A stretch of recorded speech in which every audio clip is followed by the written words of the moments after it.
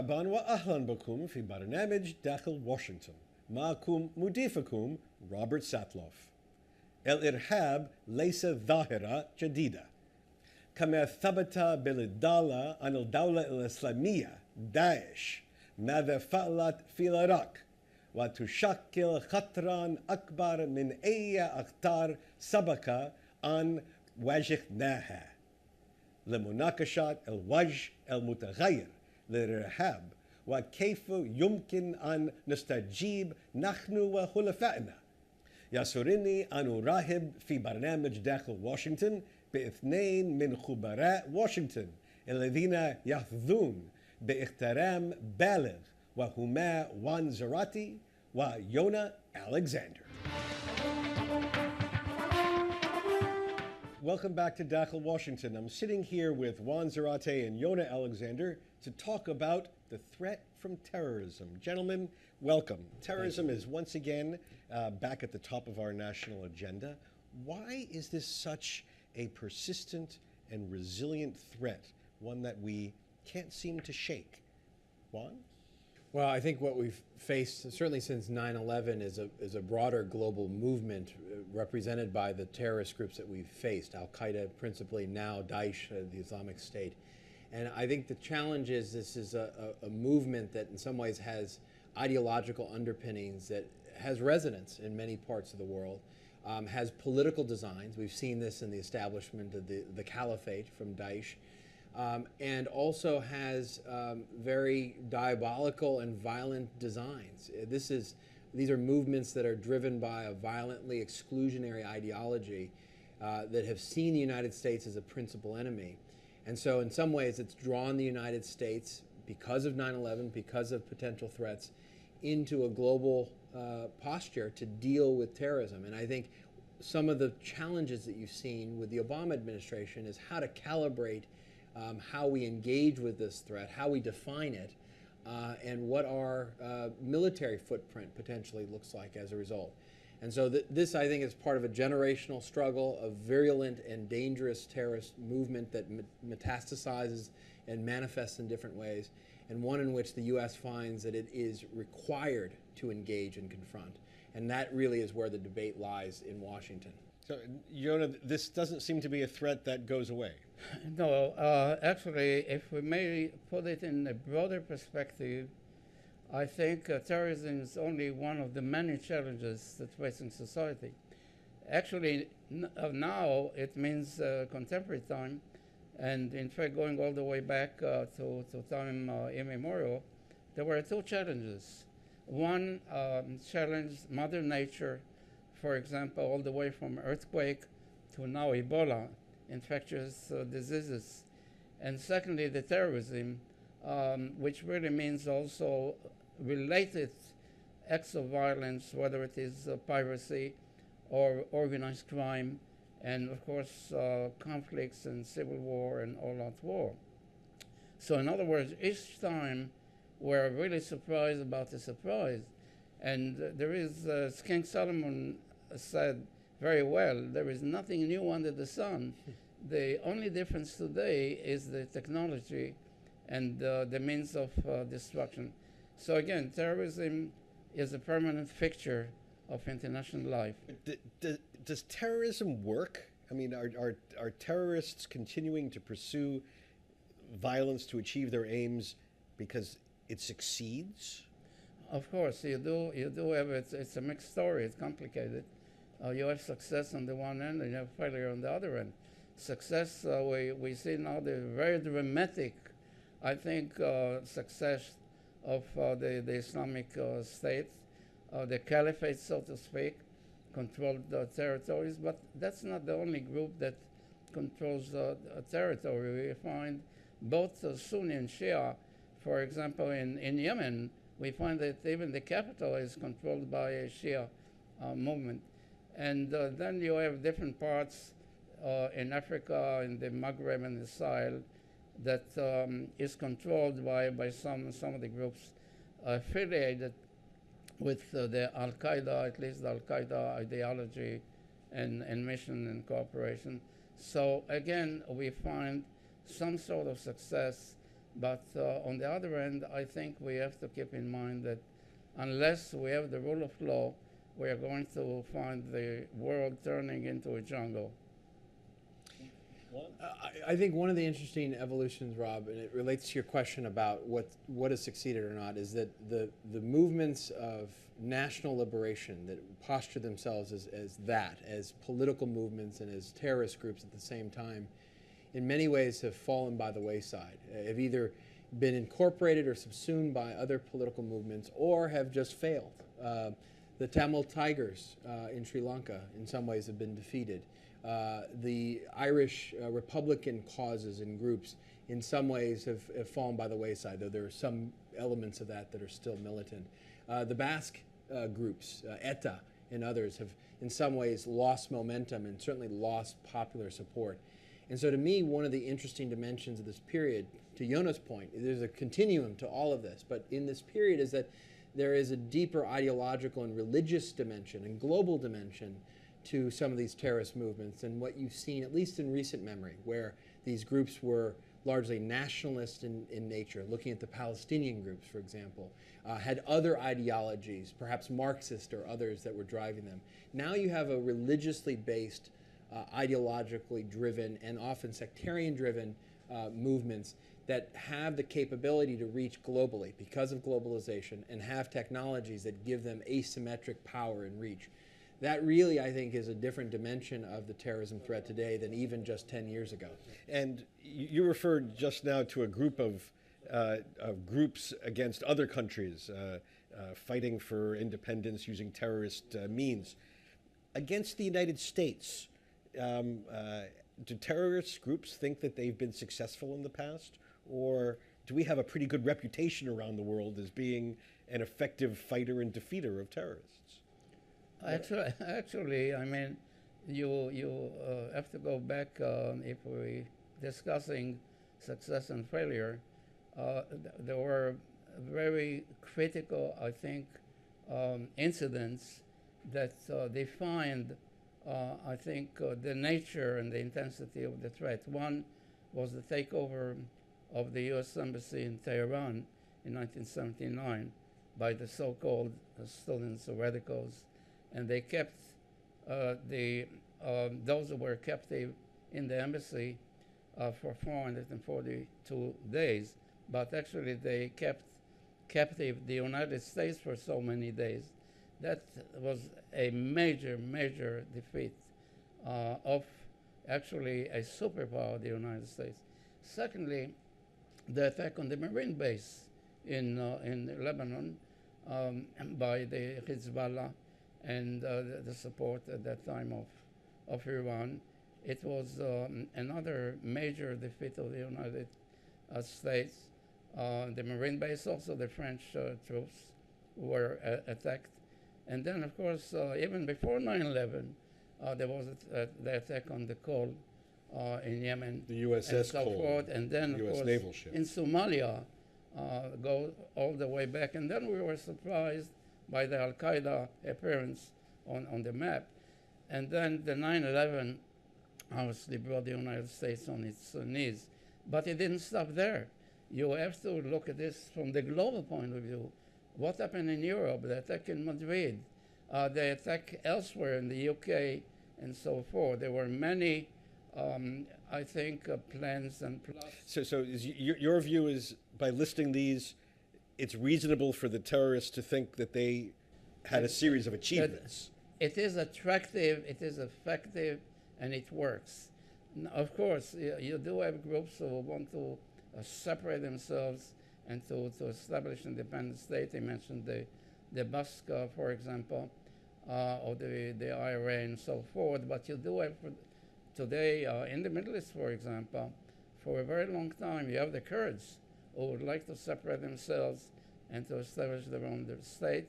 And that's why you find a country like Turkey that is very ambivalent about the situation now.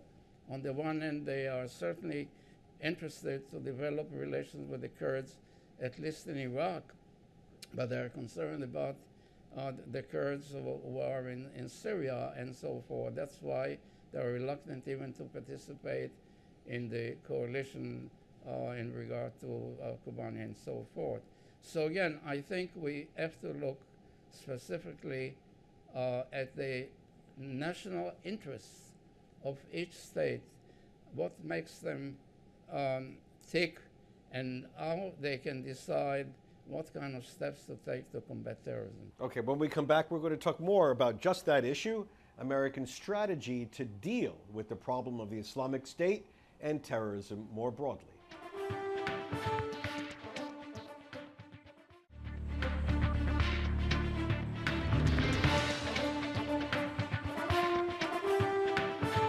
Again, my panelists include Juan Zarate. Juan is the Senior Advisor to the Center for Strategic and International Studies and the Senior National Security Consultant for CBS News, one of our nation's leading counterterrorism and national security experts. He served in the administration of President George W. Bush as Deputy Assistant to the President and Deputy National Security Advisor.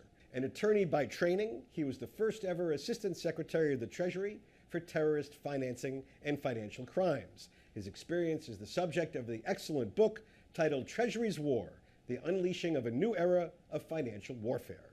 Sitting to his right is Yonah Alexander, Senior Fellow at the Potomac Institute for Policy Studies and Director of its International Center for Terrorism Studies.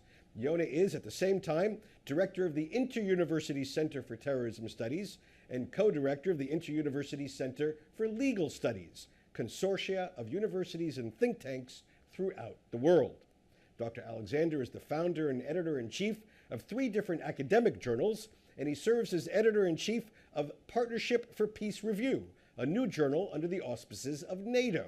He has published more than 100 books, killing trees around the world, including Al-Qaeda 10 years after 9/11 and beyond, Terrorists in Our Midst, Combating Foreign Affinity Terrorism in America, and the 3-volume work, Evolution of U.S. Counterterrorism Strategy.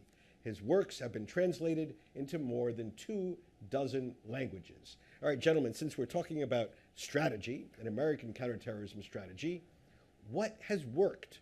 What works best from our experience in fighting terrorism? Well, there isn't really one single, I think, response that can resolve the problem. It is a very complex, I think, situation, which really means that, first of all, you need the leadership, meaning to be very coherent about what the United States would like to achieve. Secondly, the rule of law. You do need the institutions such as Congress to legislate laws in the country, how to deal with the terrorists, for example, arrest and detention and prosecution and punishment. You do need a quality intelligence community in order to obtain the information that is necessary for the law enforcement and the military and the political leadership. And then, of course, you need to develop diplomatic cooperation around the world. This is really critical, to be able to work with nations, because no country, even the United States, can deal with terrorism unilaterally. You need cooperation. For example, now the battle against ISIS is a coalition of some 60 countries around the world who are contributing one way or another to that effort.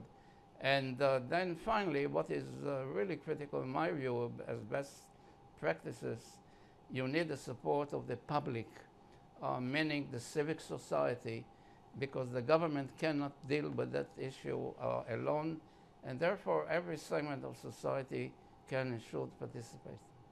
Juan, is there something you'd add to this list? Well, Yonah laid out an important menu of options for strategies. I think in a global context with the global terrorist threat, you have to have a global approach.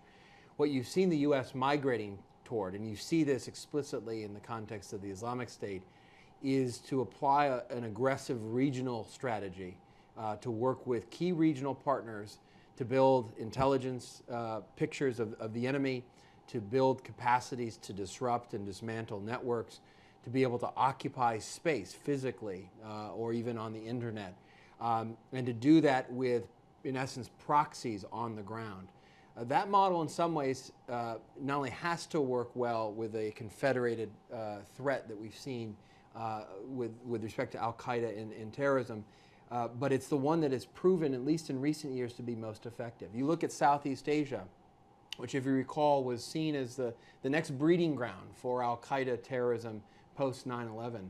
In many ways, that was effectively dealt with, in part because you had a very aggressive regional approach and coalition with capable countries like Singapore, Indonesia, Malaysia working together to constrain the problem, helped by countries like Australia, who were in the region, had clear interest to help, enabled by the United States, both intelligence and military resources. And all of this doing the hard things that you have to do in counterterrorism, which is to arrest, perhaps even kill operatives to stop terrorist attacks, and also some of the softer dimensions, development aid, assistance, de-radicalization, all of that being done on a regional basis. And so I think that has proven to be a model, and I think you've heard from the Obama administration an attempt to replicate that in the Iraqi and Syrian context. You were especially instrumental in injecting the idea of drying up the money flow to terrorists. How do you deal with a movement like the Islamic State? It's not as though they're banking in New York and Geneva. What would you do to dry up their money flow? Well, there's no silver bullet to dealing with a problem, especially with a group like the Islamic State or even al-Qaeda affiliates like the al-Shabaab movement in Somalia that have learned to create a hybrid funding model. That is to say, they have created local sources of funding. In the context of the Islamic State, they actually run a war economy, so they extort and tax the population. They run oil refineries and food granaries. They even run the antiquities trade in the areas that they control. And so they have local sources of funding. In addition, they have some external support. And so the strategy then has to be manyfold. You have to stop the external sources of funding from states and non-state actors, and then you have to dislodge them from the physical areas that they control that serve as revenue generators. One interesting point, Rob, is that where the Islamic State is actually operating, they have learned not to destroy the economy, but to build and to graft on top of it. And so that has been important in part because they're trying to run the businesses, they're trying to tax the businesses, they're trying to make a profit. They're even running or allowing to run the bank branches that operate where they exist. And so that then presents both vulnerabilities and opportunities in terms of cutting off financing for this group. Yona? Yeah, well, the point, I think I agree with what you said, but I would like to suggest that in addition to drawing the funding sources, after all, the funding is the oxygen of the terrorists. They need money and all that, but it's worship on the cheap, meaning that you don't need that much money in order to have a suicide bomber and so forth. But what is really critical to keep in mind that you can attack their leaders, you can disrupt their infrastructure, you can degrade their operations, you can kill a person, you can kill a leader, but you cannot kill ideology.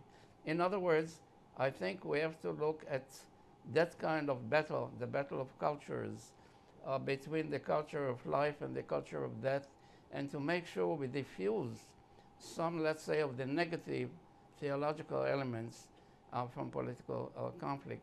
So we have to educate in terms of education and public affairs and public diplomacy. It's so critical. It's important to have the law enforcement. It's important to have the military response, but this cannot really solve the problem. We have to look at the children today, the refugee camps, who are going to be the next generation of terrorists. It is a generational war, as he mentioned before, but we have to do more in this area of the civic society to get the clergy involved, the churches involved, the mosque involved, the synagogues, and so on, as well as the business community that has an interest in security and stability in order to survive. So, gentlemen, we only have about 30 seconds left. Let me ask you, after 9/11, we totally refashioned our counterterrorism institutions in the United States. Now, as we look forward, is there one change you would recommend that we now need to do to effectively defeat the Islamic State and the next generation of terrorists? Well, I think Yonah just hit on it, which is an ability to actually engage in the war of ideas.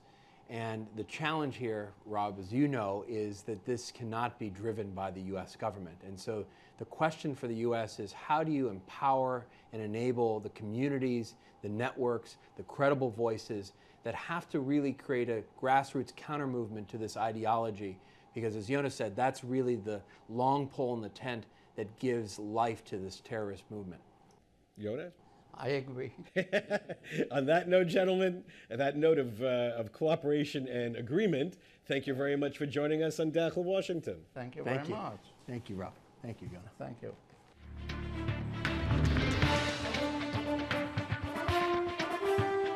بهذا نصل إلى نهاية هذه الحلقة من برنامج داخل واشنطن. إذا كانت لديكم أي استفسارات أو تعليقات حول هذه الحلقة، وخاصة حول الاستراتيجية الأمريكية لهزيمة الدولة الإسلامية داعش، أرجو أن تتصلوا بي مباشرة على عنوان البريد الإلكتروني التالي insidewashington@alhura.com. معكم روبرت ساتلوف، شكرا لكم وإلى اللقاء.